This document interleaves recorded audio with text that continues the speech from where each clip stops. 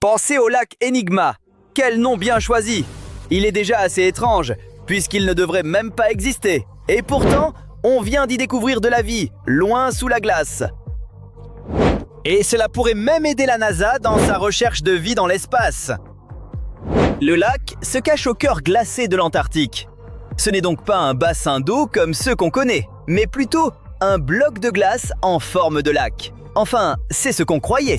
Récemment, des scientifiques italiens ont percé un secret enfoui depuis des âges. Une véritable étendue d'eau. Et dans cette eau, la vie foisonne. On y trouve divers micro-organismes, et même de petits prédateurs étranges, ce qui est incroyable quand on sait qu'Enigma se situe dans une région reculée et impitoyable de notre planète, la Terre de Victoria du Nord, en Antarctique. Tout le pôle sud est glacial, mais là, oula, les températures peuvent chuter jusqu'à moins 41 degrés Fahrenheit. En moyenne, on tourne autour de 7. Beuh, ça pique! Comme on l'a dit, ce lac ne devrait même pas être là. L'Antarctique est techniquement le plus grand désert de la Terre. Même s'il est couvert de neige, car il y fait extrêmement sec. Il n'y pleut pas, il neige très peu et le soleil évapore à peine quoi que ce soit. Et même quand il y a de l'eau, les vents furieux assèchent tout en un rien de temps. En y réfléchissant, ce lac devrait perdre l'incroyable volume de 7 millions de pieds cubes d'eau chaque année. Pourtant, l'eau reste là. Pourquoi? Eh bien, personne ne le sait. Les scientifiques pensent qu'il existe peut-être, en profondeur, une source qui l'alimente sans cesse. Mais ils ignorent totalement laquelle. Des rivières souterraines, de la glace qui fond, ou toute autre chose. D'où son nom, le lac Enigma. Le bloc de glace dont on parlait est permanent et incroyablement épais. Au moins 36 pieds, soit plus haut qu'un immeuble de 3 étages. Les chercheurs ont donc voulu voir ce qu'il y avait dessous. Ils ont utilisé ce qu'on appelle un géoradar, une sorte d'écho-sondeur ultra intelligent pour le terrain. Ce radar envoie des ondes radio invisibles dans le sol. Quand elles heurtent quelque chose sous terre, comme de la roche, de l'eau ou autre, elles reviennent vers l'appareil. En mesurant le temps de retour du signal et sa puissance, on peut déterminer la distance et ce qui l'a touché. C'est ainsi que les chauves-souris, les baleines et les dauphins voient sous l'eau. Et nous avons repris cette idée de la nature pour explorer des structures enfouies et des grottes cachées. Les scientifiques ont utilisé cet appareil sur toute la surface d'Enigma. Ils ont ainsi pu dresser une carte complète du monde enfoui sous la glace. Ce n'est pas l'eau elle-même qui les a surpris, mais l'écosystème unique qu'elle abrite. Malheureusement, pas de monstres secrets, ni de secrets extraterrestres cette fois. En revanche, on y trouve des micro-organismes qui n'existent peut-être nulle part ailleurs sur Terre. Ces créatures ont réussi à survivre dans un isolement total et un froid extrême. Ce n'est pas que ces micro-organismes nous soient inconnus. On les a déjà rencontrés, mais pas sous cette forme. Plusieurs groupes vivent là-dessous. Le premier groupe, ce sont les Bacteroidota. Ils adorent décomposer les molécules complexes, notamment dans notre estomac, et aident à digérer les fibres végétales coriaces. On les trouve surtout chez nous, mais aussi parfois dans les sols et les océans. Viennent ensuite les Actinobacteriota, de vrais chimistes de génie parmi les bactéries. Ils décomposent la matière organique, améliorent les sols et sont célèbres pour produire des antibiotiques. Une bonne partie de nos médicaments leur doit beaucoup. Le troisième groupe, ce sont les Pseudomonadota. Eux, ce n'était pas une surprise. Ils s'adaptent à tout, le sol, l'eau, le corps humain. Certains sont utiles, en aidant les plantes à pousser et les nutriments à circuler. Mais d'autres peuvent devenir des pathogènes opportunistes. Oula, les méchants! Mais la vraie surprise, c'est que le lac Enigma abrite énormément de Pathecibacteria, des bactéries ultra petites. Minuscules même pour des micro-organismes. Elles peuvent à peine fonctionner seules. Elles vivent donc souvent en symbiose ou en petits parasites, dépendantes de leurs hôtes pour les nutriments et le reste. Tous ces minuscules organismes sont peut-être très anciens. Ils pourraient remonter à l'époque où le lac n'était pas encore totalement gelé, il y a des centaines de milliers d'années. Ce qui est vraiment étrange, c'est de trouver ces bactéries dans le lac Enigma, surtout ces petits parasites. Les Pathecibacteria préfèrent d'ordinaire les milieux pauvres en oxygène, alors que ce lac en est très riche, sans même parler des presque 40 pieds de glace au-dessus. Tout cela veut dire que, même si on connaît ce groupe, ces lignées précises pourraient nous être nouvelles. Elles ont peut-être développé des adaptations et des capacités uniques grâce à la chimie inhabituelle du lac. Elles dépendent probablement d'un réseau alimentaire très simple et très fragile. Certains de ces micro-organismes tirent leur énergie de la lumière, enfin, de la faible lumière qui arrive jusque-là, ou des composés chimiques du lac. Ceux qui vivent en symbiose survivent probablement sur leurs voisins ou à l'intérieur d'eux. Oui, ces créatures microscopiques se chassent entre elles, même dans un endroit pareil. Impossible que tout soit paisible. Si l'on découvre leurs secrets de survie, on pourrait en apprendre davantage sur la chimie, la médecine et même sur la vie extraterrestre. Parce que si la vie peut tenir dans des conditions aussi extrêmes, alors elle peut sans doute apparaître presque n'importe où. Y compris chez nos voisines les plus proches, Europe et Encelade, les lunes de Jupiter et de Saturne. Elles cachent bel et bien des océans sous leur surface gelée. Et il y a maintenant de fortes chances qu'une forme de vie s'y trouve. L'Antarctique est peut-être ce qui se rapproche le plus d'une exploration extraterrestre, avant même qu'on atterrisse sur d'autres planètes. Le continent regorge de mystères cachés et de créatures surprenantes. Même loin du lac Enigma, le pôle Sud abrite la vie. Prenez les vallées sèches de McMurdo, souvent surnommées le Mars terrestre. Elles comptent parmi les endroits les plus mystérieux et les plus extrêmes de notre planète. Elles s'étendent dans la terre de Victoria, en Antarctique. Et c'est l'un des endroits les plus secs de la planète. Ce n'est pas très surprenant vu leur nom. Étonnamment, contrairement au reste du pôle Sud, cette région est presque entièrement dépourvue de neige et de glace. Juste un sol immensément froid. On y trouve même parfois quelques dunes de sable, nichées entre les montagnes abruptes. Le sol est surtout couvert de graviers meubles et parsemé de roches anciennes faites de granit et d'une roche intéressante appelée gneiss. C'est le genre de roche qui en a vraiment vu de toutes les couleurs. En général, le gneiss naît lorsque du granit ou des roches sédimentaires subissent pendant un long moment une pression énorme ou une chaleur extrême. Un processus qu'on appelle le métamorphisme. Ces conditions sont si intenses qu'elles réorganisent littéralement les minéraux en couches. C'est pour ça que le gneiss présente ces superbes bandes feuilletées. En gros, c'est la version terrestre d'un gâteau à étages. Ce qui est fascinant, c'est que cet endroit est presque exactement resté comme il était il y a des millions d'années. Ces vallées sont comme figées dans le temps, et elles nous offrent un aperçu du passé lointain de la Terre. Et ça vaut aussi pour la vie. Là encore, les vents locaux sont terrifiants. Des rafales d'air froid qui dévalent les pentes et font s'évaporer la neige plus vite qu'elle ne peut fondre. Logiquement, on ne devrait donc presque pas trouver d'eau ici, et encore moins de la vie. Et pourtant, on peut encore tomber sur des lacs gelés et des bassins salés dans ces vallées sèches.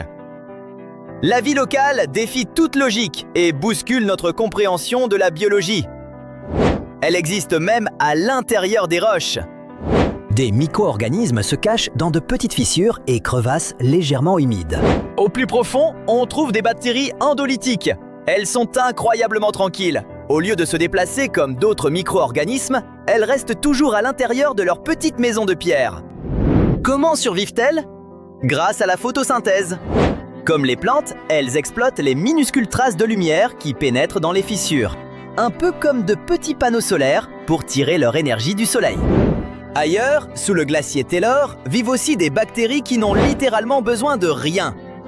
Ni confort, ni soleil, ni même oxygène. Elles se nourrissent de roches poussiéreuses et de soufre pour alimenter leur étrange métabolisme. En décomposant le soufre et le fer, elles produisent l'énergie nécessaire à leur survie. Elles peuvent ainsi vivre dans les profondeurs à des températures négatives, totalement couplées de la lumière du soleil, de l'oxygène et du reste du monde. Cet endroit est fascinant, autant pour la vie qu'il abrite que pour l'absence de vie. Dans certaines zones des vallées, comme University Valley, oui, c'est bien son nom, le pergélisol est si rude qu'on n'y a trouvé aucun microbe. C'est peut-être l'un des seuls endroits sur Terre où la vie semble totalement absente, et l'idée fait plutôt froid dans le dos. Bref, les scientifiques veulent maintenant en apprendre davantage sur le lac Enigma et forer cet environnement semblable à Mars pour une raison bien précise, comprendre comment, à l'avenir, nous pourrions prélever des échantillons sur Mars. C'était l'une des plus grandes créatures à avoir jamais parcouru la Terre. Elle était plus longue qu'un bus scolaire normal et pouvait facilement peser plus que 10 éléphants ensemble. Mais où vivait le mégalodon? Comment a-t-il fini par avoir cette taille? Et surtout, pourquoi a-t-il disparu de nos jours? C'est ce que nous allons découvrir. Le mégalodon est le plus grand prédateur jamais connu dans l'histoire de notre planète. En termes de localisation, il vivait pratiquement dans toutes les eaux de notre globe, sauf près des pôles. La raison pour laquelle on n'a pas trouvé de dents de mégalodon en Antarctique est probablement que la gigantesque créature s'est adaptée uniquement aux eaux chaudes tropicales et subtropicales. Les plus jeunes aimaient rester sur les côtes, tandis que les adultes préféraient les zones côtières. Mais ils pouvaient aussi aisément se déplacer en pleine mer. Comment savons-nous que le mégalodon était si répandu? Nous pouvons seulement spéculer, en nous basant sur le fait que l'on a découvert les fossiles les plus au nord, au large des côtes du Danemark, et les plus au sud, en Nouvelle-Zélande. La question de savoir comment le mégalodon a atteint cette taille est toujours ouverte dans la communauté scientifique. Ils ont récemment découvert que tous les spécimens de cette espèce fascinante ne faisaient pas toute la même taille gigantesque. Cela est dû à la règle de Bergman, selon laquelle la température du milieu ambiant influe sur la taille de l'animal, qui doit conserver sa chaleur, soit en perdre. Les mégalodons qui atteignaient des eaux plus froides avaient probablement besoin de plus de poids corporel pour être sûrs de survivre à ces basses températures. Au contraire, ceux qui vivaient dans des eaux plus chaudes devaient être plus petits pour éviter de brûler. Mais à quoi ressemblait cet énorme poisson? La plupart des représentations modernes montrent le mégalodon comme un gigantesque requin blanc. Mais il semblerait que ce ne soit pas forcément exact. Le mégalodon avait probablement un nez beaucoup plus court et une mâchoire plus plate qui paraissait presque écrasée par rapport au grand requin blanc. De plus, il avait visiblement quelque chose en commun avec le requin bleu de nos jours, des nageoires pectorales extra longues. Ils en avaient besoin pour supporter leur poids et leur taille lorsqu'ils naviguaient dans les eaux de la planète.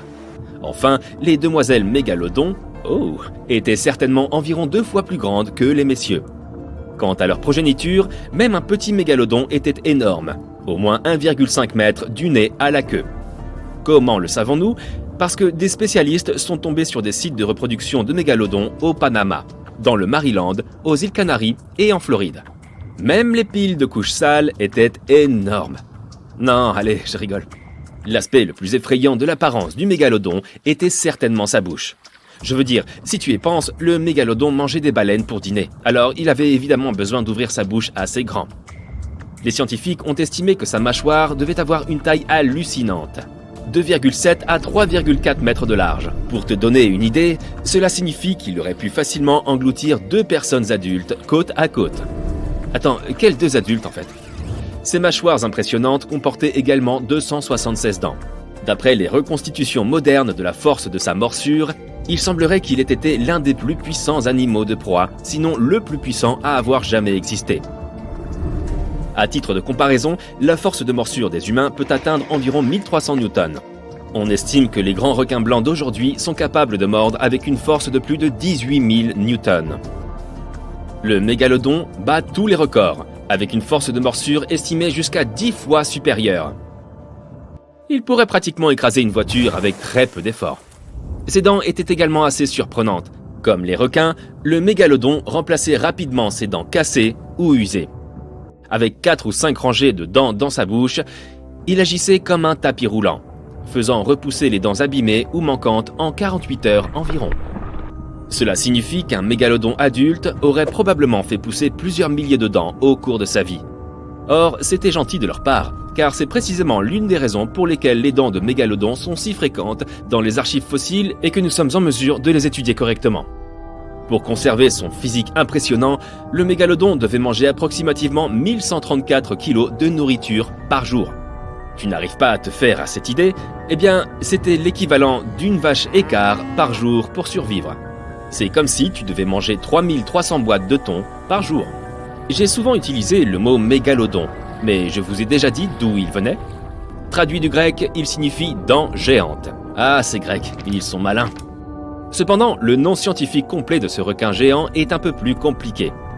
Carcharoclès mégalodon. Mais ces gigantesques prédateurs ont-ils vraiment disparu? Nous tendrions à le croire, mais soyons honnêtes une seconde. Nous en savons plus sur la surface de Mars que sur les profondeurs de nos océans. Nous n'avons exploré que 15% de nos océans. Qui sait ce qui peut se trouver là-bas, dans les profondeurs? Peut-être d'anciens prédateurs? La fosse des Mariannes est la fosse océanique la plus profonde sur Terre. Challenger Deep, sa partie la plus profonde, est si profonde que l'on pourrait y plonger l'ensemble du mont Everest. Et il resterait encore plus d'1 kilomètre au-dessus de la surface. C'est super profond. Si un mégalodon ou deux avait besoin d'un endroit où se poser, ce serait un endroit assez discret. Cependant, la fosse des Mariannes n'est pas un endroit particulièrement confortable. Tu sais, parce que c'est froid et plongé dans l'obscurité totale et tout ça. Les températures ici sont d'environ 2 degrés Celsius toute l'année.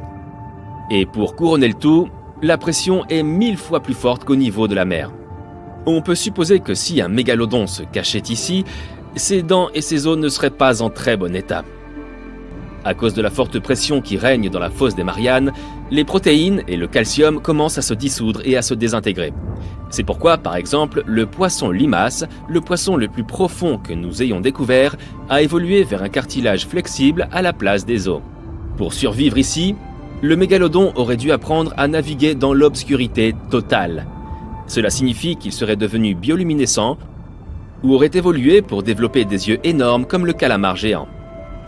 Bien que cela puisse sembler être une idée intrigante et géniale pour un scénario de film, la plupart des scientifiques ne pensent pas que cela soit possible. Pourquoi? Eh bien, la majorité d'entre eux disent que c'est à cause de la taille du mégalodon. La plupart des aliments que les mégalodons aiment manger vivaient dans les zones océaniques peu profondes et non dans les eaux profondes.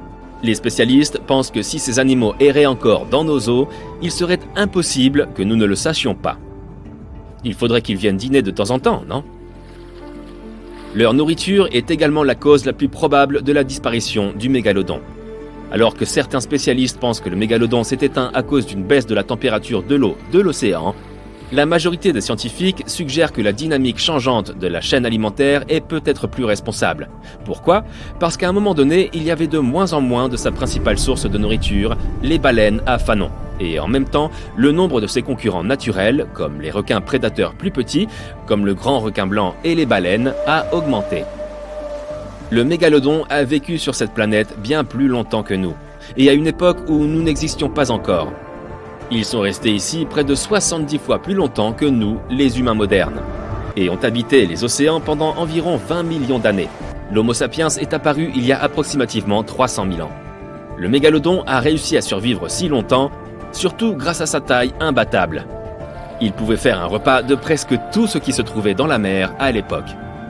Nous pouvons considérer ces deux espèces comme des créatures préhistoriques, mais les mégalodons et les dinosaures n'ont jamais coexisté sur Terre. Les dinosaures se sont probablement éteints il y a environ 66 millions d'années. Les mégalodons semblent être apparus un peu plus tard. En effet, les plus anciens fossiles de mégalodons que nous avons découverts jusqu'à présent datent de l'époque du Miocène, qui a commencé il y a 23 millions d'années. Adieu, Meg! Certains requins ont la capacité étrange de cracher leur estomac puis de le remettre en place. Ce serait bien pratique. La plupart des requins mangent d'énormes quantités de nourriture. Mais le problème est qu'ils ne peuvent pas digérer tout ce qu'ils ont englouti. Ils ont besoin d'un moyen de se débarrasser de résidus comme les carapaces et les becs de tortues de mer, les plumes et les os d'oiseaux, les pinces de homard et autres. Alors ces créatures étonnantes vomissent volontairement leur estomac entier avec tout son contenu. Une fois qu'ils ont terminé, ils réintroduisent leur principal organe digestif dans leur corps. Et l'ensemble du processus ne prend généralement pas plus d'une seconde. Certaines espèces de requins, comme les grands blancs ou les macos, ont un système spécial pour réchauffer leurs yeux et leur cerveau grâce à leur rétine. Cela les aide non seulement à mieux détecter les mouvements, mais aussi à améliorer la résolution de leur vision. Quant à ce qui caractérise le requin mako, c'est que cette espèce se déplace souvent verticalement à travers différentes températures. Contrairement à la plupart des gens qui n'ont qu'une seule mâchoire mobile, les requins peuvent bouger librement leur mâchoire inférieure et supérieure. Cela leur permet d'avoir une meilleure prise sur leur repas et de le mâcher plus rapidement et plus complètement. Voilà qui est rassurant. Les requins donnent naissance à un grand nombre de petits à la fois. Cela dépend de l'espèce, bien sûr. Mais le requin bleu, par exemple, est célèbre pour mettre au monde plus de 130 petits à la fois. Les grands requins blancs ont une morsure plus puissante que la plupart des félins de la jungle et de la savane. Un prédateur aquatique de 6 mètres de long peut produire une force de plus de 276 kg par centimètre carré. soit une morsure 4 fois plus puissante que celle d'un lion ou d'un tigre. Les humains, avec leur misérable morsure de 10 à 14 kg par cm², ne sont pas du tout dans la course. Les requins houles se défendent en avalant d'énormes quantités d'eau. Le corps du requin devient alors 2 fois plus grand que sa taille normale. Et cela fait fuir les prédateurs potentiels. Les requins peuvent faire pousser plus de 50 000 dents au cours de leur vie. Mais toutes leurs dents ne sont pas les mêmes. Les plus fortes et les plus massives sont à l'avant. Et celles plus proches de l'arrière sont plus petites et moins puissantes. Mais si les dents de devant sont endommagées, ces dents plus faibles peuvent les remplacer. Cela est possible parce que les dents des requins ne sont pas aussi profondément enracinées que celles des humains et elles peuvent bouger. La peau des requins a le même toucher que du papier de verre. Elle est faite de petites écailles ressemblant à des dents qui pointent vers la queue de l'animal. Cela permet de réduire la friction qui se produit lorsque les requins se déplacent dans l'eau. Les requins-baleines ont une peau extrêmement épaisse. À certains endroits de leur corps, elle peut atteindre 15 cm d'épaisseur. C'est l'une des peaux les plus résistantes du monde animal. Les scientifiques doivent faire beaucoup d'efforts s'ils veulent prélever un échantillon de sang de cette créature. Les requins ont un incroyable sens de l'odorat, mais en plus de cela, ils utilisent un autre sens pour détecter les autres animaux. Ils ont des pores spéciaux autour de leur tête, près des narines et sous le museau. Ce sont des organes particuliers, un peu comme une seconde vue. Chaque créature génère un minuscule champ électrique. Grâce à ces espèces de pores, les requins peuvent détecter ces champs électriques et savoir où se trouvent les autres animaux. Les requins ont des oreilles incroyablement fines. Ils peuvent entendre leur repas potentiel à 900 mètres de distance. Ils peuvent aussi capter des sons à basse fréquence, comme ceux produits par la contraction des tissus musculaires d'un poisson. Les requins existent depuis plus de 400 millions d'années. Cela signifie qu'ils ont vécu 4 extinctions massives sur 5. Cela les rend bien plus vieux que le mont Everest, les humains, les dinosaures et même les arbres. Ces créatures remontent à l'époque où les récifs coralliens commençaient tout juste à se former. Certaines espèces de requins peuvent sauter hors de l'eau, comme le grand requin blanc ou le requin pèlerin. Ils sont connus pour pouvoir bondir à plus de 2,50 m dans les airs. Grâce à cette manœuvre, ils peuvent attraper des animaux tels que des phoques ou des oiseaux de mer. Mais à moins que tu ne sois en Afrique du Sud, il est peu probable que tu vois un requin sauter hors de l'eau. Le squelette des requins est composé de muscles et de cartilages qui sont plus légers et 2 fois moins denses que les os. Cela rend les requins plus flexibles et leur permet de faire des virages serrés lorsqu'ils poursuivent d'autres animaux. Ce n'est pas pour rien que les requins marteaux ont une tête si bizarrement formée. Grâce à elle, ces créatures ont une incroyable vision à 360 degrés. Leurs yeux sont légèrement inclinés vers l'avant, ce qui leur permet d'avoir un champ de vision qui se chevauche. Les terrifiantes mâchoires du requin gobelin sont attachées à des ligaments élastiques. Elles peuvent se déplier à partir du museau de l'animal jusqu'à 8 cm. Cela permet à l'animal de catapulter sa bouche en avant pour attraper d'autres créatures marines. Les requins ne dorment pas comme toi. Certaines espèces ne doivent jamais s'arrêter de nager. Sinon, l'eau cessera de couler dans leurs branchies et ils ne pourront plus respirer. D'autres se reposent, mais n'entrent pas dans un état d'inconscience. Ils entrent simplement dans des périodes de repos spéciales. Ces créatures n'ont pas de paupières, c'est pourquoi leurs yeux restent toujours ouverts et leurs pupilles surveillent leur environnement. Elles gardent aussi leur bouche ouverte pour que l'eau puisse passer dans leurs branchies. Les requins peuvent parcourir des distances remarquablement longues sans avoir besoin de repos. Tout cela grâce à leurs habitudes de sommeil bizarres. Par exemple, les grands blancs peuvent nager sur des distances de plus de 3200 km sans s'arrêter pour manger ou se reposer. Comment se fait-il que ces créatures ne meurent pas de faim? Elles puisent dans la graisse stockée dans leur foie. À propos, cet organe peut représenter jusqu'à 1/3 du poids corporel de l'animal. Contrairement à la croyance populaire, les requins ne nagent pas en marche arrière et ne peuvent pas aller à reculons. Leur queue les propulse vers l'avant et leur nageoire pectorale les aide à garder leur équilibre et à tourner. Cela signifie que ces animaux ne peuvent se déplacer que vers l'avant. Les requins n'ont pas de cordes vocales, ils ne peuvent pas produire de son pour communiquer entre eux ou exprimer leurs émotions. C'est pourquoi ils doivent utiliser des mouvements corporels, comme tordre leur corps ou se retourner.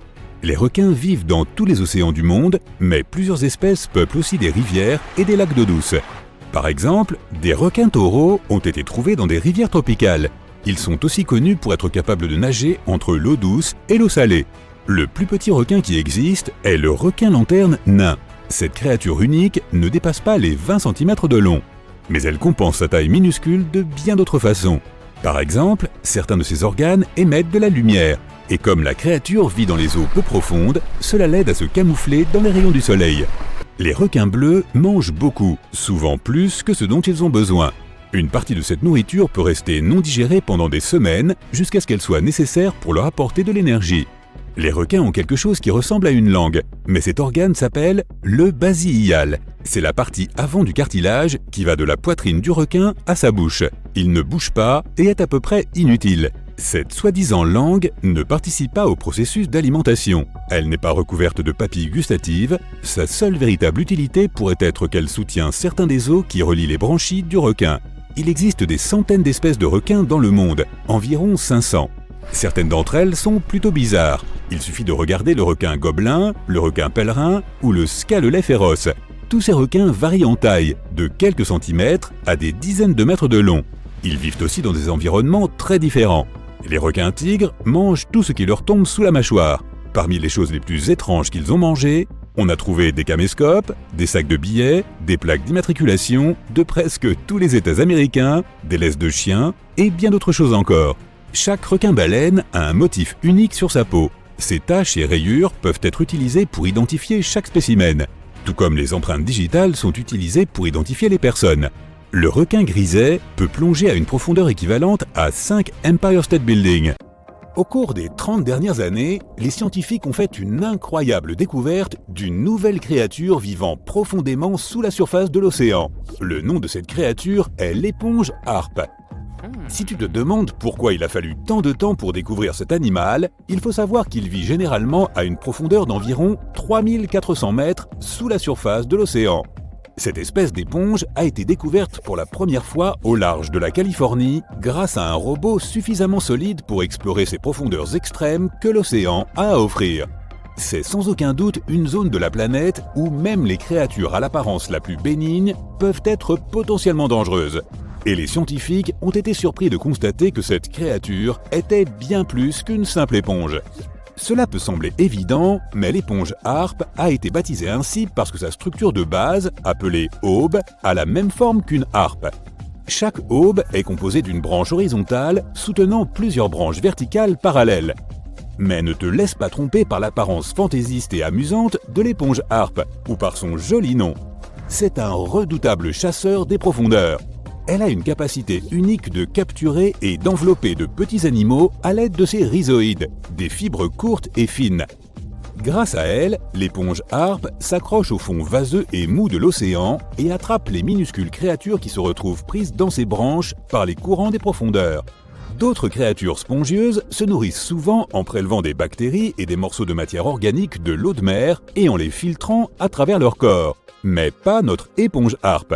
Au lieu de cela, elle attrape son futur repas avec de minuscules crochets barbelés qui recouvrent chacune de ses branches. L'éponge harpe a une préférence pour les petits crustacés comme les crabes, les écrevisses et les crevettes. Une fois qu'elle en tient un dans ses griffes, elle enveloppe l'animal d'une fine membrane avant de commencer à le digérer lentement. Les chercheurs pensent que l'éponge harpe utilise cette méthode d'alimentation car il n'y a pas assez de nutriments en profondeur. Cela rend l'alimentation traditionnelle par filtrage des particules moins efficace. Les recherches ont montré que cette créature est encore en train d'évoluer. Les premières éponges harpes que les chercheurs ont trouvées n'avaient que 2 aubes. Mais plus tard, les scientifiques ont découvert d'autres spécimens qui avaient 6 aubes. L'éponge harpe pourrait avoir évolué vers cette structure élaborée, ressemblant à un bougeoir, pour augmenter sa surface. En général, les éponges harpes atteignent une taille de 30 cm, mais les chercheurs en ont trouvé une qui en faisait le double. L'éponge harpe est aussi belle que rare. Tu vois ces petites boules blanches au sommet des branches ? Maintenant, pourquoi ne pas se pencher sur d'autres créatures qui vivent sous la zone photique des océans de la Terre ? Il s'agit de la zone située sous la surface de l'océan qui reçoit encore un peu de lumière du soleil. Grâce à cela, de nombreux organismes et créatures y prolifèrent. Tout animal vivant au-delà de cette zone est considéré comme une créature abyssale. Le ver Annelide Tomopteris est un ver segmenté que l'on trouve dans la zone crépusculaire de l'océan. Il s'agit de la zone qui se trouve entre 200 et 1000 mètres sous la surface.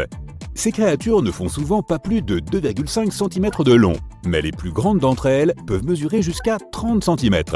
Lorsqu'ils nagent et se nourrissent, ces vers effectuent ce que les chercheurs décrivent comme une incroyable danse. En effet, ils peuvent nager à grande vitesse et opérer très facilement des virages à des angles serrés. Lorsqu'on entend le mot « ver », on pense généralement au ver de terre commun. Il est donc intéressant de savoir qu'il existe un ver des profondeurs qui ne sort jamais de l'eau de toute sa vie. La plupart d'entre nous essaient d'éviter le contact avec les méduses échouées sur le sable ou celles qui nagent près de la surface. Mais tu ne risques pas de rencontrer la méduse Crossota, qui est aussi une créature abyssale. Cette magnifique méduse est généralement de couleur rouge rubis, orange vif ou violet électrique. C'est ce qui a permis aux chercheurs de réaliser qu'ils avaient trouvé une nouvelle espèce de méduse. La créature atteint une taille maximale de 2,5 cm de diamètre. Elle a des tentacules qui s'étendent dans toutes les directions. Si tu t'en approches, elle rassemblera tous ses tentacules vers son corps avant de s'éloigner rapidement à la nage pour éviter le danger. La méduse Crossota est extrêmement rare. Tu ne la verras pas très souvent. Et tu devras peut-être utiliser le robot de plongée profonde dont on a déjà parlé. Maintenant, si les vers et les méduses peuvent sembler tout à fait inoffensifs, ce n'est pas le cas du poisson vipère du Pacifique. Cette créature est équipée d'une très grande bouche et ses dents en forme d'aiguille sont la clé de sa stratégie de chasse. Le poisson vipère du Pacifique vit à environ 1500 mètres sous la surface de l'océan. Mais il fait partie des nombreux animaux marins qui migrent chaque nuit des profondeurs vers des eaux moins profondes pour se nourrir. Et qu'y a-t-il au menu d'aujourd'hui ? Beaucoup de petits poissons et de crevettes. La créature peut mesurer jusqu'à 30 cm de long. Ses deux crocs avant, qui se dressent sur sa mâchoire inférieure, juste devant ses yeux, sont particulièrement spectaculaires. Lorsque le poisson décroche sa mâchoire, sa bouche peut s'ouvrir assez largement pour engloutir de plus petits animaux. Et sa dentition forme une sorte de cage qui empêche toute fuite. Tu as déjà vu une créature sous-marine qui ressemble à une fraise ? Oui, ça existe. Regarde ces petits points sur le calmar fraise. Cette créature a un gros œil et un autre plus petit. On pourrait croire que c'est gênant et inconfortable, mais c'est en fait tout le contraire. Le grand œil gauche regarde vers le haut, il repère les ombres projetées par d'autres animaux dans les eaux peu éclairées au-dessus, et sa forme tubulaire l'aide à collecter autant de lumière que possible.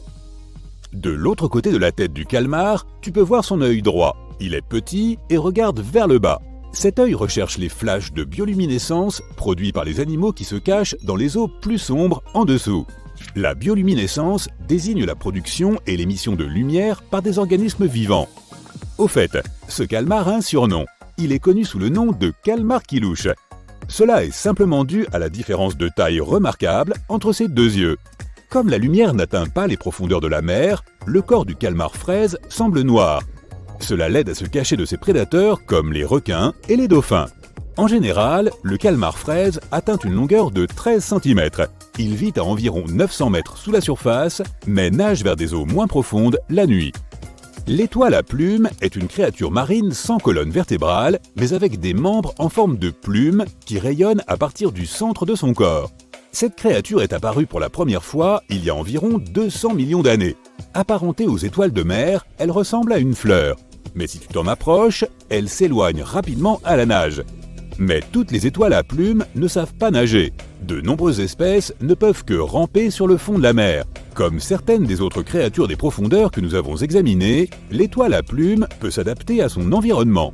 Elle a la capacité effrayante de se débarrasser de ses membres, de la même façon que certains lézards peuvent se débarrasser de leur queue. Cela l'aide aussi probablement à échapper à ses ennemis. Les étoiles à plumes vivent partout dans le monde, de l'équateur au pôle, du sommet des récifs des eaux peu profondes aux profondeurs abyssales de la mer. Dans la catégorie des créatures mystérieuses, le nom de celle-ci est tout à fait approprié. Le vampire des abysses pourrait être le symbole officiel de la faune des profondeurs. Il a un corps rouge foncé, d'énormes yeux bleus et une toile semblable à une cape qui s'étend entre ses 8 bras. Ces caractéristiques, ainsi que son nom, peuvent suggérer que la créature est une sorte de chasseur terrifiant. Mais en réalité, le vampire des abysses est une créature timide au corps mou, de la taille, de la forme et de la couleur d'un ballon de football américain. Il atteint une longueur d'environ 30 cm et vit à 900 mètres sous la surface. Il n'y a presque pas d'oxygène à cette profondeur, mais aussi relativement peu de prédateurs. Tu crois savoir ce qui se cache dans les profondeurs de l'océan? Alors que près de 95% de nos océans n'ont pas encore été explorés, il est difficile de ne pas laisser libre cours à son imagination. Mais grâce à de courageux explorateurs, à des caméras sous-marines et à de formidables archéologues, nous connaissons des créatures marines assez incroyables qui vivent dans nos eaux aujourd'hui et depuis des millions d'années. De l'araignée de mer de 2,7 mètres au mégalodon préhistorique de 18 mètres, ces habitants de la mer sont de toutes formes et de toutes tailles. Mais concentrons-nous sur les créatures sous-marines célèbres pour leur taille gigantesque. Peux-tu deviner quelle espèce vivante de baleine est la plus grande? Eh bien, ce n'est pas le rorqual, mais cela aurait pu, oui. Les orques sont des baleines dentées qui peuvent atteindre une taille de 7 à 9,8 mètres, ce qui est légèrement plus petit qu'un autobus scolaire. Et le narval? Non, ce ne sont pas les plus grands non plus. Ces licornes des mers vivent principalement dans les eaux arctiques et mesurent entre 4 et 6 mètres de long, sans compter leur défense de 2,7 mètres. Fatigué de chercher? Ok, je laisse tomber. La plus grande baleine qui existe encore de nos jours est la baleine bleue. Avec ses 25 à 32 mètres, la baleine bleue est non seulement la plus grande baleine que nous connaissions, mais aussi le plus grand animal ayant jamais vécu sur Terre. Sérieux? Ces animaux sont plus grands qu'un T-Rex et même que le mégalodon préhistorique. Si tu mettais une baleine bleue à côté d'un bus scolaire, on pourrait croire qu'elle va l'avaler. Imagine ça. Selon le National Geographic, la langue d'une baleine bleue peut peser autant qu'un éléphant. Et son cœur peut peser autant qu'une voiture. Cela ne semble même pas possible. Il n'est pas étonnant que ces géants doivent manger environ 4 tonnes de krill par jour. Bien qu'il n'y ait pas beaucoup d'animaux vivants aujourd'hui qui puissent rivaliser avec les proportions gigantesques de la baleine bleue, il existe une espèce entièrement différente qui est un bon concurrent. Et ce n'est pas tout à fait ce à quoi tu pourrais t'attendre. C'est une méduse. Non, je ne parle pas des petites méduses qui s'échouent sur le bord de mer et qui gâchent une belle journée à la plage. Je parle de la méduse à crinière de lion, la plus grosse méduse qui existe. Cet invertébré peut atteindre jusqu'à 36,6 mètres de long. Elles existent aussi en différentes couleurs splendides comme le rouge, le violet ou même des nuances d'orange. Et comme si leur longueur n'était pas impressionnante, la méduse à crinière de lion possède 8 ensembles de 70 à 150 tentacules, ce qui signifie qu'elle peut en avoir jusqu'à 1200 au total. Et voici la géante raie manta océanique, le plus grand type de raie au monde. Leur envergure peut être plus longue qu'un autobus. Ces animaux peuvent atteindre 9,1 mètres de long. Ils ont également le plus gros cerveau par rapport à la taille du corps parmi tous les poissons. Contrairement à leurs cousines les raies, les mantas n'ont pas de queue venimeuse. Et alors que la méduse à crinière de lion et la baleine bleue n'ont pas encore été battues au titre de créature marine la plus longue, il existe une créature marine qui peut devenir encore plus grande en longueur. La galère portugaise, avec ses tentacules, peut atteindre une longueur de 50 mètres, selon le site mentalfloss.com. Bien que cette chose ressemble à une méduse, il s'agit en fait d'un siphonophore. Et il en existe des centaines, voire des milliers, qui sont génétiquement identiques. Leurs longs tentacules aident l'organisme à attraper ses proies, et leur piqûre est mortelle pour la plupart des animaux, et même pour les humains dans certains cas. Ce qui est encore plus effrayant, c'est que si l'un des tentacules se détache de l'organisme pour une raison quelconque, il peut flotter dans l'eau pendant des jours avant de se décomposer. Même s'il se détache, ce tentacule peut encore te piquer. Mais ne fuis pas l'océan tout de suite. Les chances d'être blessé par une piqûre de galère portugaise sont plutôt minces. Cependant, si tu te fais piquer, les effets secondaires ne sont pas beaux à voir, avec des cloques, des crampes d'estomac, un rythme cardiaque élevé et des maux d'estomac. Même si tu ne veux pas t'approcher de ces longues créatures, elles sont vraiment belles à regarder. Regarde toutes ces couleurs. Le Chastasaurus est le plus grand reptile marin qui ait jamais existé. Ces prédateurs vivaient à la fin du Trias il y a environ 210 millions d'années. Ces géants incroyables pouvaient atteindre une longueur de 21 mètres et peser plus de 75 tonnes. Le Chastasaurus était donc aussi lourd qu'une baleine bleue. Et si tu pouvais mettre cette créature à la verticale, elle serait aussi haute qu'un immeuble de 7 étages. Malgré les apparences, elle était en fait assez mince pour sa taille. Sa cage thoracique mesurait seulement 2 mètres de large. On pourrait penser que ce grand gaillard dévorerait les autres dinosaures, mais ce n'est pas du tout le cas. Ce reptile survivait grâce à un régime composé de petits poissons et de céphalopodes, comme les pieuvres et les calmars. L'Albertonecte est un excellent représentant de la famille des plésiosaures, ce qui signifie que ce reptile marin avait une petite tête sur un cou incroyablement long et de grands membres en forme de nageoires qui l'aidaient à se déplacer dans l'eau. Ces créatures occupaient les mers autour de l'Amérique du Nord il y a 76 à 70 millions d'années. La longueur de ce monstre des mers pouvait atteindre 11,5 mètres, le cou prenant 7 mètres de cette longueur. Son cou battait tous les records. Il comptait 76 os. Aucun autre animal connu de l'humanité n'avait autant de vertèbres dans son cou. Les scientifiques ne savent pas exactement pourquoi ils avaient besoin d'un cou aussi long. Ils l'utilisaient peut-être pour ramasser des coquillages sur les fonds marins ou pour capturer leur principale proie, les poissons et les calmars. Ce reptile aquatique avait également des gastrolites dans l'estomac, dont certains pouvaient atteindre un diamètre de 14 cm. Le Tylosaurus appartenait à la famille des mosasaures. Il dominait les mers peu profondes d'Amérique du Nord il y a environ 85 à 80 millions d'années. C'était un énorme prédateur, dont les plus grands représentants atteignaient 13 mètres de long. Il possédait un corps hydrodynamique étroit et une tête émoussée et puissante qu'il utilisait pour éperonner et assommer ses proies. Son corps était équipé de nageoires agiles et d'une longue queue ornée d'une nageoire facile à manœuvrer. Le Tylosaurus était carnivore et son régime alimentaire comprenait non seulement des poissons, des tortues et des petits requins, mais aussi d'autres mosasaures, des plésiosaures et des oiseaux incapables de voler. Voici l'Ophtalmosaurus. Ce reptile préhistorique a vécu à la fin de la période jurassique dans les océans du monde entier. Il pesait environ 2722 kg et mesurait environ 4,9 mètres de long, selon le site newdinosaurs.com. Soit à peu près la même longueur que le beluga de nos jours. Il est dommage que ces animaux se soient éteints avant que nous n'ayons eu la chance de les voir nous-mêmes, car leurs grands yeux caricaturaux et leurs traits de dauphin sont plutôt mignons. Bien sûr, les Ophtalmosaurus ont évolué au fil du temps pour devenir des ophtalmologues, ou médecins des yeux, comme nous les connaissons aujourd'hui. Non, ce n'est pas vrai, je voulais juste voir ta réaction. Le mosasaure est un prédateur véritablement gigantesque qui dominait les mers du monde entier il y a environ 66 millions d'années. Selon les preuves fossiles, certains spécimens pouvaient mesurer plus de 15 mètres de long. Cela fait de lui le plus grand carnivore marin de son époque. L'un des aspects les plus terrifiants de cette créature était sa tête de crocodile, ornée de centaines de dents tranchantes comme des rasoirs, organisées en 2 rangées sur les 2 mâchoires. Le fait est qu'il était assez difficile pour le mosasaure d'attraper ses proies dans l'eau. C'est pourquoi il possédait toutes ses dents ainsi qu'une particularité. Des dents ptérygoïdes ancrées sur les os du palais. Cela rendait la chasse et la prise de ses proies beaucoup plus faciles.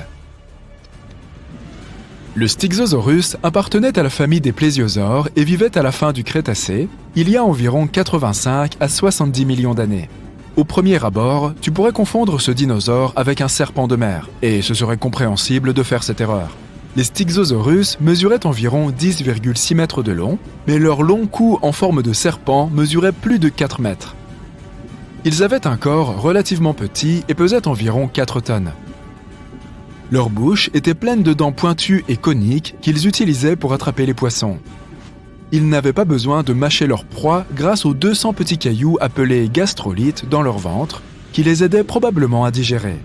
En même temps, certains scientifiques pensent que le Styxosaurus utilisait ces pierres pour s'enfoncer au fond de l'océan à la recherche de types particuliers de poissons. Pour moi, ça ressemble un peu au monstre du Loch Ness, non ? Alors voilà, tu es en train de plonger dans l'océan Atlantique et tu te rends soudain compte que tu n'as vu personne depuis un moment. Tu remontes à la surface et ton bateau n'est plus là. Non. Au loin, tu aperçois une balise flottante. Tu vas pouvoir monter dessus. Une fois en sécurité, tu regardes l'océan autour de toi. Il n'y a que du bleu dans toutes les directions. Et à ce moment, quelque chose de grand, en mouvement dans l'eau, attire ton attention. Une nageoire dorsale perce la surface. Tout est fini. C'est un énorme requin. Attends une minute. Il vient de rouler sur le côté. Il ne s'agit pas du tout d'un requin. tu viens de tomber sur le plus lourd des poissons osseux du monde, le poisson-lune. Il peut atteindre une taille de 4 mètres. Et il vit dans les profondeurs de l'océan. Tu viens de le voir remonter à la surface. Certains appellent ce poisson le mola mola. Il se nourrit principalement de méduses et peut plonger de 180 à 800 mètres.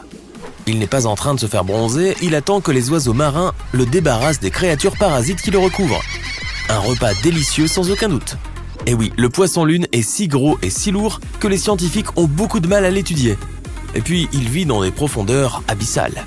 Le mola mola, tout comme la méduse, est une créature décontractée qui préfère dériver avec le courant plutôt que de nager contre lui, comme un poisson normal. Le rondeau-mouton se trouve dans le golfe du Mexique et au large de l'Atlantique Ouest. Il vit assez profondément sous la surface. Et mieux vaut pour nous qu'il y reste.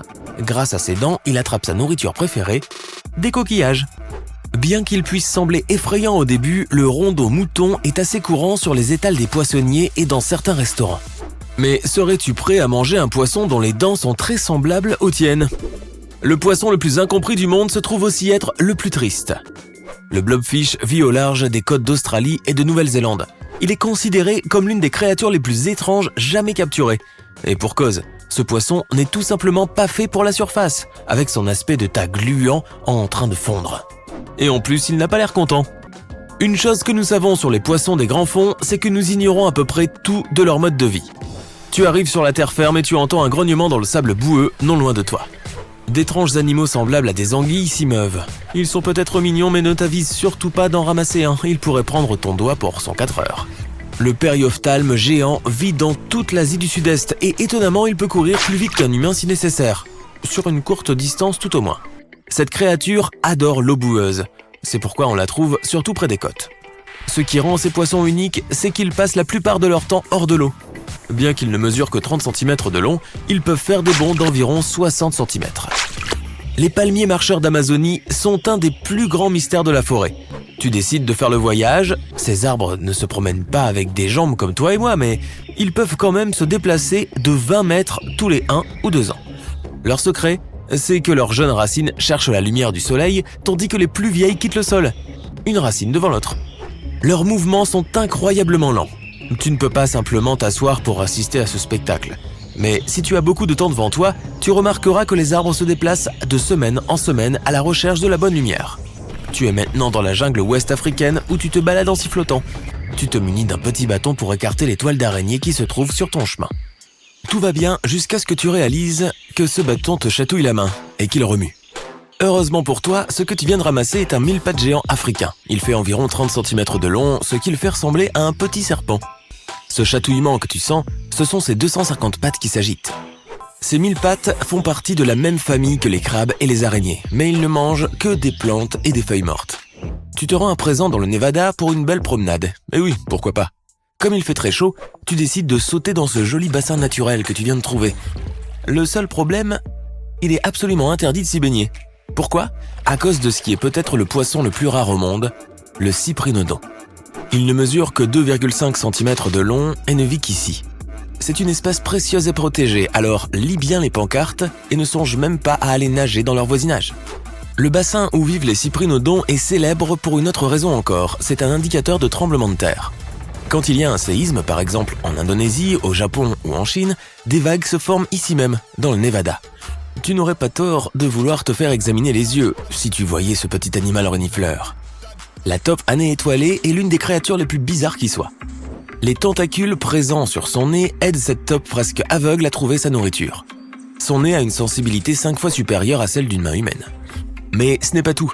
Les taupes à nez étoilé sont aussi les mangeurs les plus rapides du monde. Encore plus rapides que moi. Elles peuvent même détecter la présence de nourriture sous l'eau. Cet animal est vraiment incroyable. Les tardigrades, parfois surnommés oursons d'eau, sont parmi les créatures les plus intéressantes de la planète, et aussi les plus folles. Ces animaux microscopiques sont les êtres les plus résistants de la Terre. À quel point te demandes-tu? Eh bien, tu peux les trouver dans les parties les plus profondes de l'océan, sur les sommets des montagnes, dans les volcans, les forêts tropicales et même en Antarctique. Ce sont aussi les seuls animaux capables de survivre dans l'espace.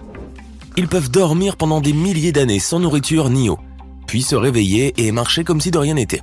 L'ourson d'eau pourrait régner sur la planète, si seulement il était un peu plus gros. Le Glaucus atlanticus semble tout droit sorti d'un film de science-fiction, mais en réalité, il ne s'agit que d'une très curieuse limace de mer. N'en approche surtout pas ta main si tu en vois un. Ils se font parfaitement dans les vagues de l'océan lorsqu'ils flottent à la surface. Sa couleur bleu vif permet au Glaucus de se fondre dans son environnement. Mais ce n'est pas ce qui le rend si spécial. Son dard est assez puissant et peu agréable, mais le Glaucus ne produit pas son propre venin. Il se contente de le voler à d'autres créatures aquatiques venimeuses. Pas mal pour un animal ne mesurant que 2,5 cm de long. Que dirais-tu d'une délicieuse noix de coco? Tu as besoin de te ressourcer après avoir vu tant d'animaux bizarres. Bonne nouvelle, une noix de coco vient de tomber de cet arbre. Mais quelque chose d'autre est tombé en même temps. Il semble que cette noix de coco ait déjà un propriétaire. Les crabes de cocotier trouvent des noix de coco sur le sol et leur arrachent cette matière brune et fibreuse qui les recouvre. Puis ils attrapent la noix de coco avec une pince et grimpent sur un arbre. De là, ils la jettent au sol pour l'ouvrir. Le crabe est donc là-haut et son repas en bas sur le sol. Pas de souci, les crabes de cocotier aiment sauter des arbres et ils atterriront sans problème après une chute de 4,5 mètres. Mais attention, ne te risque pas à attraper ce crabe avec tes mains. Le crabe de cocotier a la pince la plus puissante de tous les crustacés. S'il peut ouvrir une noix de coco, tu vois où je veux en venir. Bon, tu viens de découvrir pas mal de créatures incroyables, mais tu ne connais pas encore la myxine. Ce poisson ressemble à une anguille, mais il possède un atout supplémentaire, son mucus. Moins d'une cuillère à café de ce mucus mélangé à de l'eau peut se multiplier jusqu'à 10 000 fois. Une fois que la myxine a expulsé son mucus, rien ne peut plus l'approcher. Et si un peu de cette substance s'infiltre dans son nez? Elle a appris à l'éternuer. Les myxines ne possèdent pas d'os, elles sont entièrement faites de cartilage. Un petit dernier, voici la grenouille violette, ou Nasica batrachus siadrensis. La grenouille violette est une espèce de grenouille à l'aspect étrange. On dirait qu'elle a trop mangé et elle a un nez vraiment étrange. Ce qui rend cette créature encore plus curieuse, c'est qu'elle vit sous terre et pas seulement de façon temporaire. La grenouille violette ne sort de son trou que 2 semaines par an. Elle se nourrit principalement de termites qu'elle trouve sous terre. Pourquoi se donnerait-elle la peine de remonter à la surface? Imaginez, vous tombez sur une créature si colossale qu'elle ferait paraître les plus grands animaux marins d'aujourd'hui bien petits en comparaison. Les scientifiques ont mis au jour les fossiles de cet être titanesque sur les côtes anglaises et pensent qu'il dominait autrefois les mers. La nouvelle espèce a été baptisée Ichthyotitan severnensis, mais les chercheurs, heureusement, lui ont donné le surnom plus accessible de monstre de l'île Stock. On estime sa taille entre 22 et 26 mètres, rivalisant presque avec celle d'un rorqual bleu. Quant au mégalodon, il ne soutient pas la comparaison avec ses modestes 18 mètres de long. Et ce qui est encore plus incroyable, c'est que le fossile découvert n'était même pas celui d'un individu adulte. Qui peut dire quelle était leur taille réelle? Le premier fragment de ce monstre fut trouvé en 2016 au sein de la formation de Westbury. Les chercheurs y ont identifié une mâchoire d'1 mètre appartenant à une espèce inconnue. Ce morceau isolé a suscité durant des années des interrogations passionnées, faute de pouvoir déterminer l'animal dont il provenait. Puis, en 2020, un événement inattendu s'est produit. Un père et sa fille de 11 ans ont découvert une seconde partie du fossile sur une plage. Cette trouvaille a ouvert la voie à d'autres découvertes. Jusqu'à ce qu'en 2022, le dernier morceau du puzzle de la mâchoire soit finalement mis au jour, enfoui le long des côtes du Somerset. Ce géant marin appartenait au genre Shastasaurus. Le monstre de l'île Stock partageait donc un ancêtre commun avec les autres membres de cette famille, ce qui explique leur ressemblance frappante. Ces créatures représentaient les plus grands reptiles marins jamais identifiés. Toutefois, le monstre de l'île Stock semble dépasser les autres par sa taille exceptionnelle. Alors que la plupart des Shastasaurus atteignaient au maximum 21 mètres, il est possible qu'un individu adulte de cette espèce ait mesuré jusqu'à 30 mètres, voire davantage. Leur morphologie était parfaitement adaptée à la navigation dans les mers anciennes. Ces titans marins arboraient des corps sveltes et gracieux, ainsi qu'un museau allongé. Les autres créatures marines de leur époque étaient bien plus petites et s'apparentaient davantage à des dauphins. Les Shastasaurus étaient pourvus de membres en forme de pagaie, idéalement conçus pour la nage. Leur crâne, doté de grandes orbites, indique qu'ils possédaient une vision exceptionnelle. Peu importait l'heure ou l'endroit où l'on tentait de se cacher dans l'océan, ces créatures pouvaient vous débusquer. En outre, leur vitesse remarquable et leur capacité à plonger à de grandes profondeurs les rendaient encore plus redoutables. Avec de telles caractéristiques, ils figuraient parmi les prédateurs les plus effrayants de l'époque. Leur régime alimentaire incluait poissons, calmars et si vous aviez été là, vous-même. Ils devaient sans doute capturer leur proie de manière semblable aux baleines, en ouvrant leurs immenses mâchoires pour aspirer littéralement leurs victimes.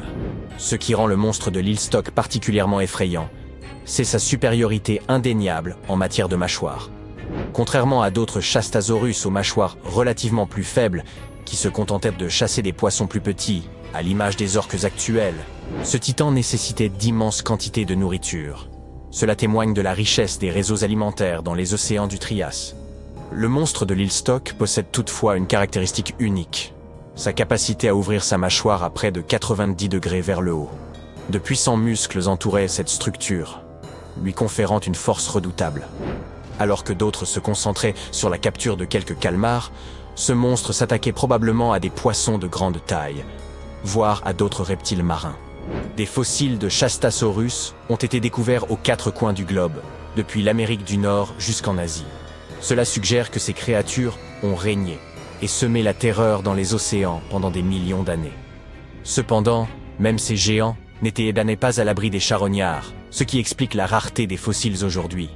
Ainsi, bien que quelques fragments aient été préservés, cette famille marine demeure largement mystérieuse.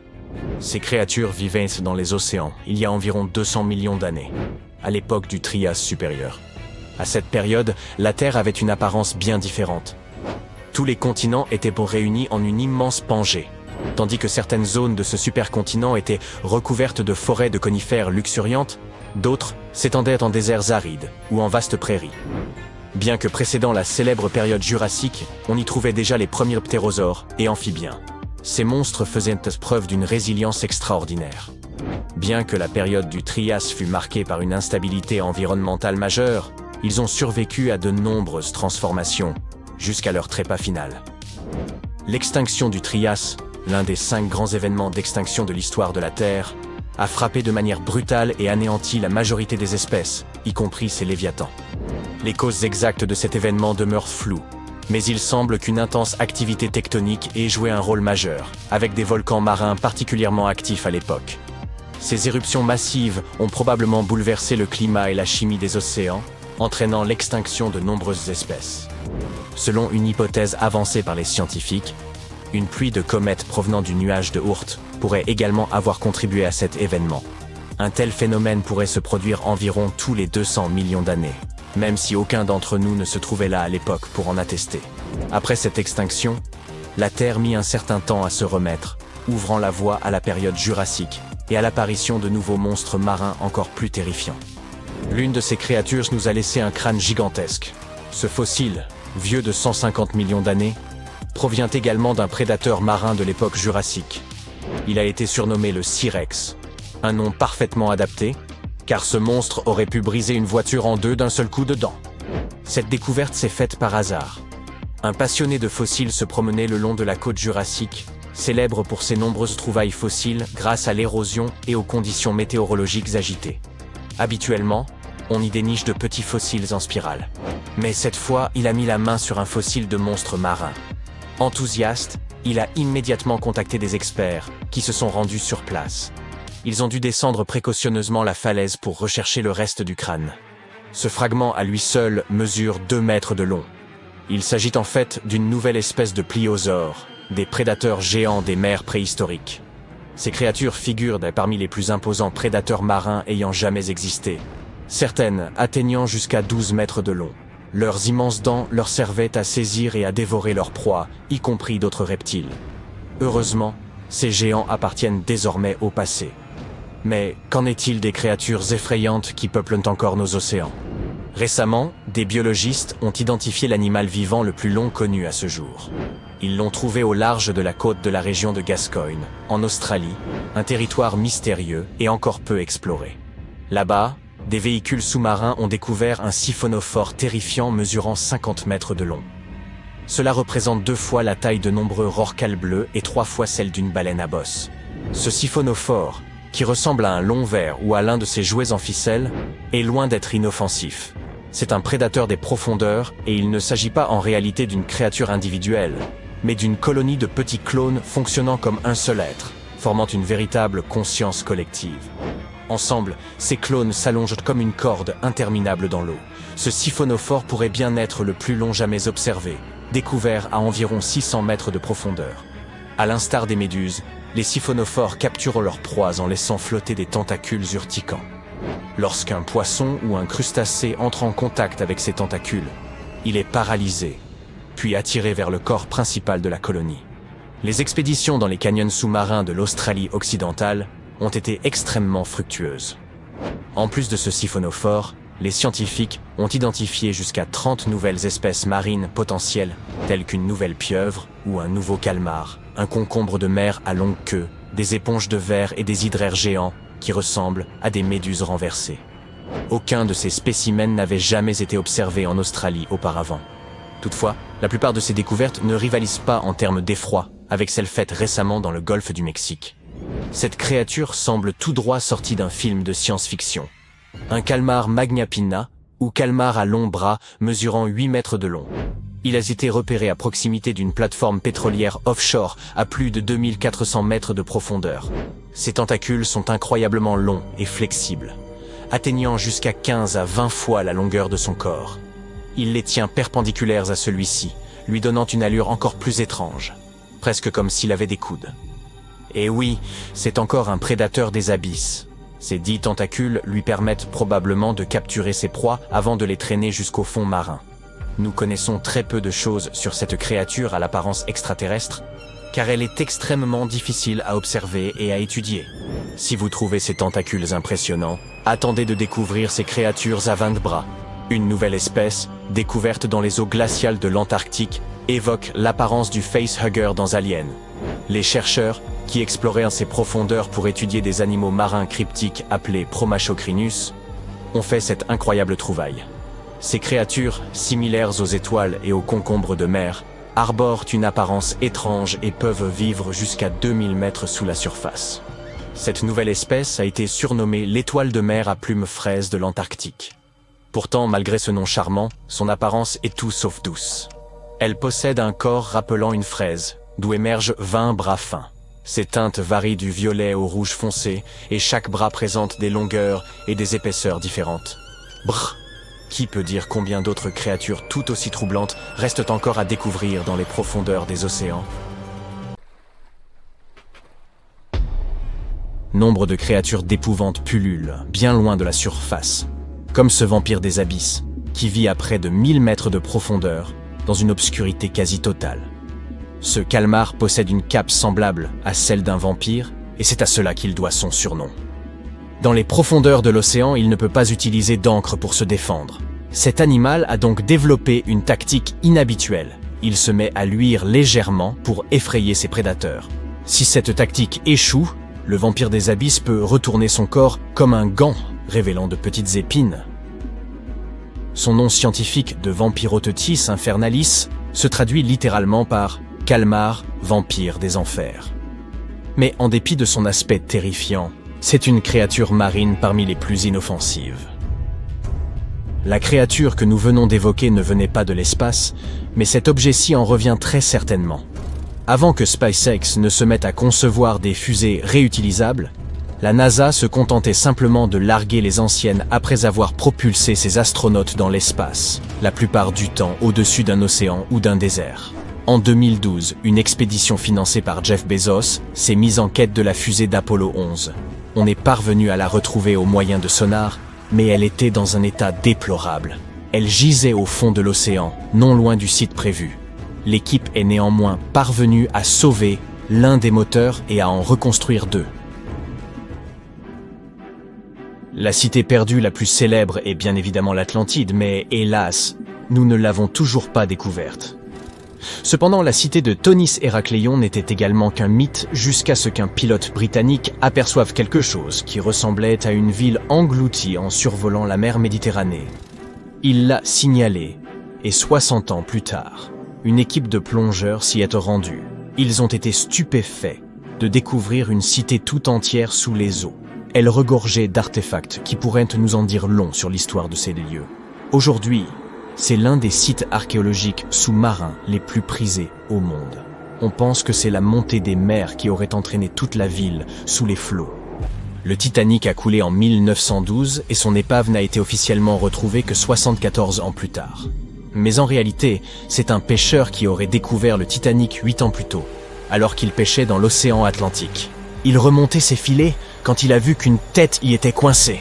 Fort heureusement, ce n'était que la tête d'une poupée. Des années plus tard, bien après le décès du pêcheur, son fils a fini par revendre cette poupée à une collectionneuse. Après de nombreuses recherches sur chaque personne qui possédait un jouet en porcelaine à bord du Titanic, elle a enfin retrouvé sa propriétaire. Une certaine Eva Hart se trouvait à bord et avait avec elle une poupée. Eva avait survécu à la catastrophe par miracle, mais pas son jouet. Elle avait même écrit au sujet de la poupée dans son journal, et chaque détail correspondait mot pour mot à la découverte du pêcheur. Le poisson trépied vit dans les profondeurs de la zone abyssopélagique, à environ 6000 mètres sous la surface. Il est adapté à la vie dans les abîmes et utilise ses nageoires et chasses pour demeurer au fond, immobile. Cette créature n'a pas de grands yeux, mais même si elle en avait, ceux-ci ne seraient guillemets d'aucune utilité dans l'obscurité. Au lieu de cela, le poisson trépied utilise ses nageoires comme des antennes pour détecter tout mouvement dans l'eau. Cette créature n'a pas beaucoup de chance en ce qui concerne sa vie amoureuse. Elle a donc dû développer des tactiques uniques pour se reproduire. C'est ainsi que ces poissons sont devenus hermaphrodites. L'étrange créature suivante est le poisson lézard. Sa grande bouche est bardée de dents tranchantes comme des lames de rasoir et surplombée de grands yeux globuleux qu'il utilise pour la chasse. Tout cela rend l'animal proprement terrifiant. Le poisson lézard vit à une profondeur d'environ 3300 mètres, dans la zone bathypélagique où aucune lumière ne filtre.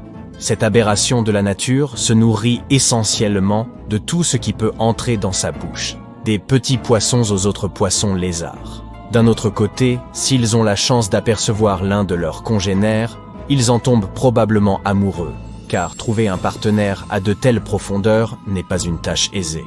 Tout comme le poisson trépied, le poisson lézard peut être à la fois mâle et femelle. Quand vous pensez à une rivière, vous l'imaginez généralement sur Terre. Cependant, la nature peut parfois se montrer imprévisible, et elle a créé une rivière qui coule sous l'océan au large de la Californie. Elle s'écoule à une profondeur d'environ 3000 mètres. Cette rivière sous-marine possède toutes les caractéristiques d'une rivière ordinaire, des troncs immergés, des arbres et des rochers. Et malgré son aspect unique, elle n'est pas la seule au monde. Il y en a aussi une en Amazonie, ainsi qu'au Groenland. Une créature terrifiante a été découverte près des côtes d'Angola par un véhicule télécommandé. On dirait qu'elle n'a ni tête ni corps. Elle se trouvait à une profondeur d'environ 1300 mètres sous la surface. Après avoir effectué quelques recherches, les scientifiques en ont conclu qu'il ne s'agissait pas d'une créature de science-fiction. C'était juste un amas de siphonophores agglutinés ensemble. En 2015, un homme plongeait au large de Césarée lorsque quelque chose de brillant a attiré son attention. Il a tendu la main, s'en est saisi et s'est rendu compte qu'il s'agissait d'une pièce d'or. Après cela, il a examiné le fond marin et s'est aperçu qu'il y en avait encore davantage. Il a signalé sa découverte aux autorités locales, qui en ont conclu qu'il avait mis la main sur un ancien trésor arabe. Les pièces étaient en or massif de 24 carats et datant de près d'1 millier d'années. Mais en raison de la salinité et de la température idéale de l'eau, elles semblaient comme neuves. Ces pièces provenaient de la cargaison d'un navire qui avait été pris dans une tempête et avait malheureusement coulé. L'une des choses les plus étranges jamais découvertes a été retrouvée dans la mer Baltique. C'est une curiosité qui semble avoir été conçue par une civilisation extraterrestre. Ce sont des chercheurs suédois qui sont tombés dessus et ils n'avaient pratiquement aucune idée de ce que c'était. Il leur a fallu demander l'avis de nombreux autres scientifiques. Lorsque vous regardez cette formation d'en haut, elle mesure 60 mètres de long et ressemble à s'y méprendre à un vaisseau spatial écrasé. Il est difficile de croire qu'il s'agisse d'une formation naturelle. Mais au risque de vous surprendre, elle a absolument été créée par la nature, car la mer Baltique n'a cessé de l'éroder au fil du temps. Le plus probable, c'est que cette formation bizarre soit le résultat d'un tel processus. un groupe de plongeurs à Madagascar a été sidéré de découvrir ce monstrueux couteau de plus de 2 mètres au fond de l'océan. Les théories n'ont pas tardé à se bousculer. Et beaucoup ont affirmé que ce couteau aurait appartenu à quelques géants qui auraient combattu des mégalodons et vécu sur Terre il y a des milliers et des milliers d'années. Ça pourrait faire une belle histoire, mais ce couteau n'était probablement qu'un accessoire de cinéma perdu en mer. L'un des animaux les plus étranges de l'océan est le requin lézard. On croit que ce poisson serait à l'origine de toutes les histoires de serpents marins relatées par les explorateurs du passé. Ces poissons vivent généralement dans les abysses, mais ils peuvent parfois être aperçus dans des eaux moins profondes. C'est extrêmement rare, mais cela reste possible. Le requin lézard a une grande bouche qui arbore près de 300 dents. Il possède également un long corps semblable à celui d'un lézard. Et il s'agit d'une espèce de requin vraiment unique. Sa proie peut mesurer jusqu'à la moitié de sa propre taille, car l'estomac de ce requin est semblable à celui d'un serpent, capable d'avaler d'énormes poissons et crustacés. Apercevoir quelques vers de terre dans votre jardin n'est pas bien grave, mais après avoir vu un ver de 8 mètres de long dans l'océan, vous risquez de mouiller encore un peu plus votre combinaison de plongée. Un tel ver est extrêmement rare, et il est complètement inoffensif pour les humains. Car en réalité ce n'est pas un ver géant, il s'agit d'un amas de zooïdes collés ensemble dans une formation semblable à un ver. Ils ne nourrissent généralement de plancton, de bactéries, et d'autres petites choses qui peuvent être glanées dans l'océan. La chose la plus effrayante dans l'océan et qui soit 100% réelle est probablement le Magna Pinna, ou calmar araignée. Il peut être trouvé à une profondeur folle de plus de 6000 mètres sous la surface. Ce monstre ressemble à une sorte de Slenderman sous-marin, mais c'est juste un calmar avec de très longs tentacules, capable d'atteindre une taille terrifiante de 2,50 mètres. Cet animal n'a été observé qu'en de rares occasions, et en gros, nous ne savons pas grand-chose au sujet de cette créature pour le moment. Tu es assis dans ton canapé en train de regarder la télévision. Clic, une autre émission de télé-réalité. Clic, un film d'action que tu as vu 1000 fois. Clic, un documentaire sur la nature. Ennuyeux. Clic, clic, clic. Ah, la télécommande ne fonctionne plus. Génial. Tu ouvres le couvercle pour changer les piles et une pensée te passe par la tête. Comment a-t-on inventé les piles? Avec l'aide d'un poisson, te répond alors la télévision. Tu regardes l'écran. L'animateur de cette émission sur la vie sauvage parle de l'anguille électrique. Comment produit-elle de l'électricité? Pourquoi ne se blesse-t-elle pas avec? Et comment a-t-elle aidé à créer les piles? C'est bon, il a retenu ton attention, alors mets-toi à l'aise et écoute bien. Prenons un avion pour l'Amérique du Sud. C'est là que commence notre passionnante aventure dans la jungle tropicale. Nous devons longer l'Amazone et trouver un petit étang ou un ruisseau adjacent au fleuve. C'est là que vivent nos petits héros électriques. Tu sors une canne à pêche de ton sac à dos et tu jettes ta ligne à l'eau. Quelque chose devrait vite mordre à l'appât. Au fait, une anguille électrique n'est pas vraiment une anguille, c'est un poisson. Et elle est plus proche des carpes ou des poissons-chats. Ça mord. Tu remontes ta ligne, mais tu réalises que tu n'es pas assez fort face à cette énorme créature. Une anguille électrique peut mesurer plus de 2,5 mètres, soit plus grande qu'un joueur de basketball professionnel. Elle pèse environ 20 kg. Et sa taille n'est pas la seule chose à craindre. L'anguille électrique est capable de délivrer un puissant choc électrique. Une anguille électrique ne peut pas respirer dans l'eau comme le font les poissons. Elle doit remonter à la surface pour respirer. De plus, elle saute hors de l'eau pour attaquer ses prédateurs. C'est sa manière de se protéger. La puissance électrique de ces anguilles peut atteindre plus de 600 volts. Cette énergie est suffisante pour mettre un cheval adulte KO. C'est pourquoi tu auras besoin de faux prédateurs pour que l'anguille épuise toute son énergie. Mais tu le savais et tu as pris avec toi un crocodile gonflable grandeur nature. Tu le lances à l'eau et l'anguille l'attaque à plusieurs reprises. Tu as maintenant du temps avant qu'elle ne se recharge. Tu mets l'anguille dans un aquarium afin de l'étudier attentivement. Avant, lorsqu'on découvrait ce poisson pour la première fois, on le mettait dans un aquarium et on le transportait dans le monde entier. En Europe, cette anguille était présentée dans des expositions et les gens la considéraient comme un véritable monstre. Mais grâce à la science, nous savons maintenant comment elle produit de l'électricité. Son corps contient un organe électrique formé de milliers de cellules en forme de disque appelées électrocytes. Elle traverse tout le corps. Lorsque l'anguille veut combattre un ennemi ou attaquer une proie, son cerveau envoie un signal qui traverse son système nerveux et atteint son organe électrique. Les électrocytes se chargent instantanément d'électricité et la libèrent. Individuellement, chacune de ces cellules sont faiblement chargées, mais la particularité de cet organe est qu'il fournit une charge à toutes les cellules en même temps. Ceci crée un champ électrique autour de l'anguille qui se disperse dans différentes directions et étourdit tous les êtres vivants à proximité. En 1800, la manière dont les anguilles accumulent l'électricité en elles a inspiré un physicien italien, Alessandro Volta, et l'a aidé à créer la première pile au monde. Il a appelé son invention la pile voltaïque.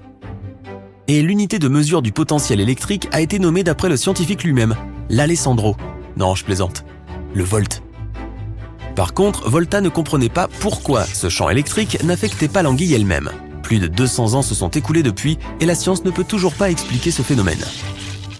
Il est possible que cette charge soit libérée si rapidement qu'elle n'ait pas le temps de toucher l'anguille. Il existe également une théorie selon laquelle, pendant l'attaque, les anguilles se plient dans une position qui leur éviterait d'être affectées. Mais il arrive que ces anguilles se blessent accidentellement. Le choc électrique n'est pas la seule superpuissance de ce poisson. Elle peut aussi créer un champ électrique très faible pour détecter ses proies. Presque tous les animaux de la planète ont des électrorécepteurs. Grâce à eux, ils peuvent ressentir des signaux électriques à peine perceptibles. C'est comme ça que l'anguille localise ses proies, tel un sonar. Elle libère ensuite une décharge plus forte pour immobiliser sa cible avant de l'attaquer. Il existe environ 350 espèces de poissons capables de générer des décharges électriques, mais la plus puissante reste l'anguille. Certaines créatures, comme le poisson-éléphant, utilisent cette capacité pour détecter les prédateurs et se cacher à temps. La charge qu'ils produisent n'est pas suffisante pour attaquer, mais elle est tout de même suffisante pour recharger une petite pile aux 2/3. L'un des poissons les plus étranges pouvant libérer une décharge électrique est l'Uranoscopidae. Pour le voir, il faut plonger au fond des océans. Maintenant, regarde bien. Parmi le sable et les roches océaniques, on peut distinguer les contours de grands yeux et d'une bouche effrayante. Non, ce n'est pas moi. Ce visage semble être celui d'une créature sinistre, mais c'est bien celui d'un Uranoscopidae. Ils se font parfaitement dans le décor pour piéger ses proies.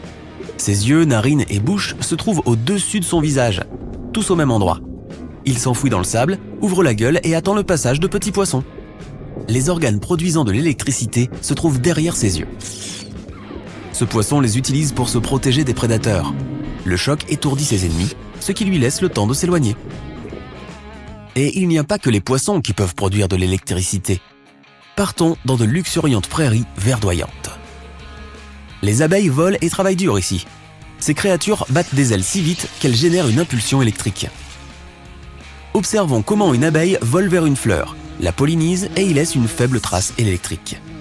Si une autre abeille arrive à cette fleur, elle détectera la marque électrique, comprendra que cette fleur a déjà été visitée et elle passera à une autre. Dans les jungles de Madagascar, d'Afrique et d'Australie, on peut rencontrer le gecko, l'un des lézards les plus tenaces du monde. Il peut s'accrocher à n'importe quelle surface. Si on observe la structure de ses pattes, on peut y voir des centaines de petites rainures. Ces rainures sont faites de milliers de poils microscopiques qui peuvent s'approcher si près des différentes surfaces que leurs molécules se mêlent à celles du gecko et créent une liaison électromagnétique. Certaines araignées arrivent même à voler en utilisant le champ électrique terrestre. Pendant et après un orage, des particules électriques chargées apparaissent dans le ciel. Ces araignées grimpent à un arbre ou sur de hautes herbes et libèrent un fil de soie qui s'électrise et s'envole, pouvant les emporter à plusieurs kilomètres, aussi haut que là où volent les avions de ligne. Les araignées utilisent aussi l'électricité pour attraper leur proie. Elles recouvrent leur toile d'une colle spéciale ayant des propriétés électrostatiques. Cette colle est immédiatement attirée par tout objet volant à proximité. Grâce à cette capacité, la proie se colle très facilement à la toile et y reste coincée. Le frelon asiatique a des pigments qui fonctionnent comme des panneaux solaires. Ils absorbent les rayons du soleil et les convertissent en énergie. Presque tous les êtres vivants ont un potentiel électrique. Quand tu regardes cette vidéo, tiens une tasse de café dans tes mains ou parle à quelqu'un. Tu le fais parce que ton cerveau envoie un signal électrique à ton système nerveux. Quand tu vas à la salle de sport, que tu soulèves des poids ou que tu fais des squats, tous tes muscles se contractent à l'aide d'une charge électrique. Cette énergie est présente dans presque toutes tes cellules. La seule question est de savoir pourquoi certains animaux produisent une charge électrique plus forte que d'autres. La réponse est sans doute l'évolution. Dans l'eau, là où la visibilité et la réception des sons sont mauvaises, et où il est impossible de se cacher des prédateurs ou de trouver facilement des proies, les animaux utilisent des électrocytes pour se repérer, se protéger et communiquer. Waouh! Toutes ces informations n'étaient-elles pas choquantes? Il y a 450 millions d'années, non, je n'étais pas là à l'époque, le niveau de la mer était plus élevé, les récifs coralliens commençaient à se former, le climat de notre planète était stable et chaud, et les dinosaures n'existaient pas encore. C'est à cette époque que sont apparus les poissons avec des os et des mâchoires que nous connaissons sous le nom de requins. Depuis lors, ils dominent les océans et font fuir de peur les autres créatures de la mer. Beaucoup d'entre elles, comme les grands requins blancs, ont évolué et se sont adaptées à la vie en haute mer comme prédateurs et occupent une position assez élevée dans la chaîne alimentaire. Aujourd'hui, il y a moins de diversité qu'avant, notamment à cause de la chute d'un astéroïde à l'époque des dinosaures.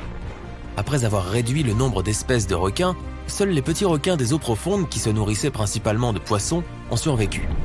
Et avec le temps, ils ont commencé à grossir. Près de la surface, les requins comme les makos ou les grands requins blancs ont appris avec le temps à se déplacer plus vite et ont pris une couleur entre le gris et le bleu pour se fondre dans leur environnement. Le requin chabot osselet peut même marcher sur la terre ferme. Il ne peut pas se promener sur la plage parce qu'il ne peut pas respirer en dehors de l'eau, mais il vit sur des plaines de corail dans des eaux tropicales peu profondes, ce qui lui permet de marcher en rampant. Mais dans les profondeurs, il existe des espèces de requins mystérieux, aux allures d'extraterrestres, souvent énormes, qui ne sont pas remontés à la surface, ce qui explique qu'il n'ait pas eu besoin de s'adapter à un nouvel environnement et à des conditions différentes. Ces animaux n'ont pas beaucoup changé au fil du temps, ce qui en fait des fossiles vivants. La plupart de ces créatures n'ont pas 5 fentes branchiales, comme la plupart des autres, mais 6 ou 7. C'est parce qu'il y a moins d'oxygène à mesure que l'on descend dans l'océan, et qu'elles ont donc besoin de plus de fentes branchiales. Les requins de surface, eux, ont au contraire évolué pour en avoir moins. Les requins à 6 branchies sont les requins les plus primitifs que nous ayons aujourd'hui. Leur squelette ressemble à celui d'anciens requins disparus, et ils ne peuvent survivre que dans des eaux très profondes. Comme les chats, les requins ont une couche de cellules réfléchissantes placée à l'intérieur de leurs yeux, ce qui leur permet de mieux voir dans l'obscurité, dans les eaux profondes ou dans les eaux troubles. Les requins de surface, eux, ont de grands yeux, car ils ont évolué pour chasser à la lumière du soleil, ils ont donc tendance à se fier à leur vision. Ceux qui vivent dans les eaux peu profondes ont des petits yeux afin de pouvoir se protéger du sable.